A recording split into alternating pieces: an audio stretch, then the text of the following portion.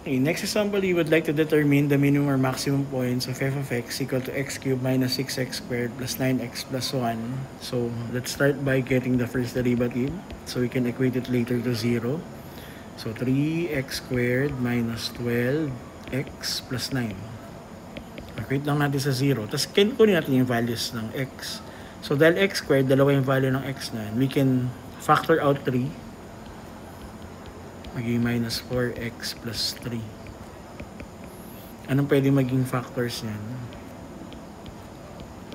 So, x, positive 3, so 3, 1. Positive 1, positive 3, or negative 1, negative 3. Pero ano yung pag pinag-add natin, negative 4? E di syempre, negative 1, negative 3. So, we equate everything to 0. Wag na yung 3, wala tayong makukuha. X minus 1 is equal to 0. That's x is equal to 1.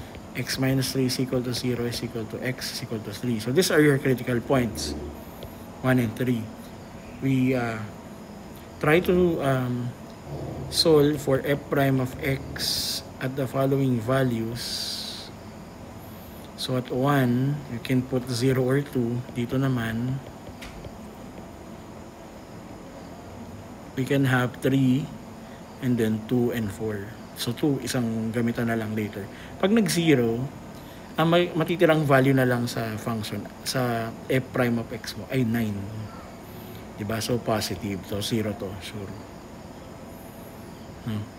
Sa 2, so magiging 3. So at x is equal to 2, so 3 times 2 squared minus 12 times 2 plus 9. So magiging 3 times 4 minus 24 plus 9. 12 minus 24 plus 9. Negative 12 plus 9, negative 3. So negative. Positive to negative, therefore, at x is equal to 1, it is a local maximum.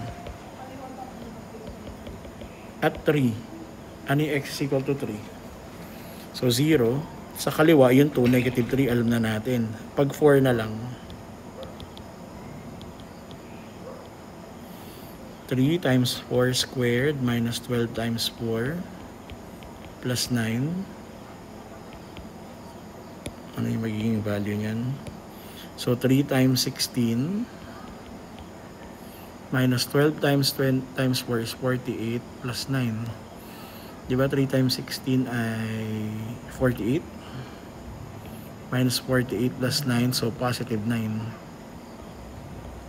Negative to positive at x equal to 3, it is a local minimum. So this will be your answer.